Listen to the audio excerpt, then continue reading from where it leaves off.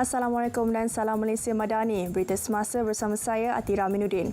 Banjir di Terengganu. Setakat pukul 12.30 hari, lebih 1,500 penduduk telah dipindahkan ke 30 pusat pemindahan sementara PPS. Untuk perinciannya, kita bersama Siti Jamilah Hanim Jamil di Hulu Terengganu. Silakan Jamilah. Ya, terima kasih. Perkembangan terkini banjir di Terengganu. Setakat 12.30 hari tadi, 1,550 penduduk jas banjir telah dipindahkan ke 30 PPS di 5 daerah sebenarnya Atira, iaitu di Hulu Terengganu, Setiu, Kemaman, Dungun dan juga Besut. Melibatkan 30 PPS sebenarnya. Dan daerah Besut baru saja terjejas banjir dan baru saja dibuka hari ini, iaitu membabitkan 183 penduduk jas banjir berada di 4 PPS. Dan untuk keseluruhannya, daerah Dungun merekodkan jumlah penduduk terjejas banjir paling tinggi iaitu 569, diikuti 514 di Hulu Terengganu ini. Atira, saya kini berada di Kampung Pekala Ajal di Hulu Terengganu sebenarnya bagi melihat sendiri proses pemindahan penduduk di PPS Kampung Pekala Ajal. Dan penduduk yang berpindah ke sini, kebanyakannya rumah mereka ditenggelami banjir ekoran hujan lebat sejak 2 hari lalu sebenarnya. Dan proses pemindahan berjalan lancar, juga bantuan-bantuan daripada JKM NADMA, alhamdulillah mereka menerimanya. Dan ketika ini juga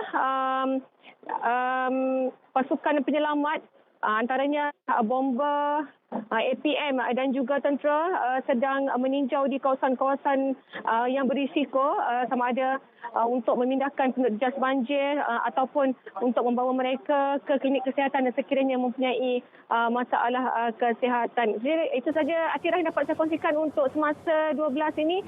Kembali kepada anda. Baik, terima kasih Jamilah atas perkembangan banjir di Terengganu. Baik, kita teruskan dengan berita seterusnya.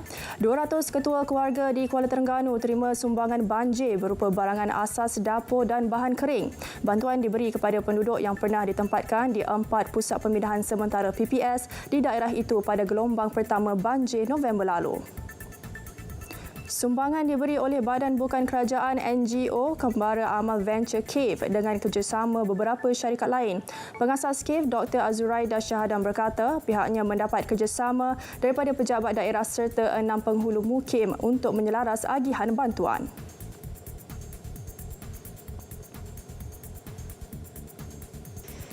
Kita baru start. Hopefully lepas ni kita dapat bantu bangsa banjir tidak hanya di negeri Terengganu tetapi juga di negeri Kelantan, Perak, juga Kedah ataupun mungkin juga di negeri Selangor, insya-Allah. Tapi program ni tidak dapat dijayakan tanpa adanya sokongan dan juga kerjasama daripada semua pihak. Beliau berkata demikian pada majlis penyampaian bantuan berkenaan di Kuala Terengganu. Kesemua penerima pernah dipindahkan di PPS SK Cenderung, SK Atas Tol, SK Pasir Panjang dan SK Gong Tok Nasir. Tahap kekeruhan air mentah di loji rawatan air LRA Linggi berada dalam keadaan baik meskipun mengalami hujan berterusan sejak beberapa hari lalu. Ketua Jabatan Pengeluaran Syarikat Air Negeri Sembilan, Intan Emilia Razali berkata, bacaannya kurang 1,000 unit kekeruhan nephalometric NTU. Jelas beliau, LRA boleh dihenti operasi sekiranya hujan berterusan menyebabkan kadar keruhan air mentah semakin buruk.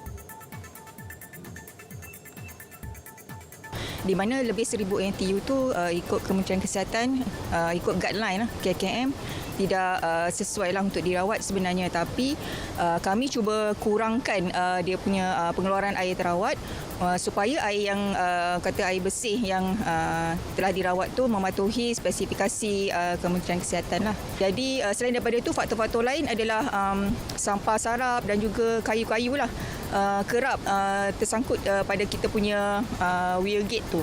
Jadi yang itu kita perlu buat kerja-kerja pembersihan dan perlu mengurangkan pengeluaran loji lah sementara kerja-kerja pembersihan tu dibuat lah. Beliau berkata demikian kepada RTM di loji rawatan air LRA Linggi. Orang ramai turut diingatkan supaya jimatkan penggunaan air sekiranya berlaku gangguan bekalan. Berita semasa berakhir di sini dari Sungai ke Segara, Palestin pasti merdeka. Malaysia Madani, tekad perpaduan penuhi harapan.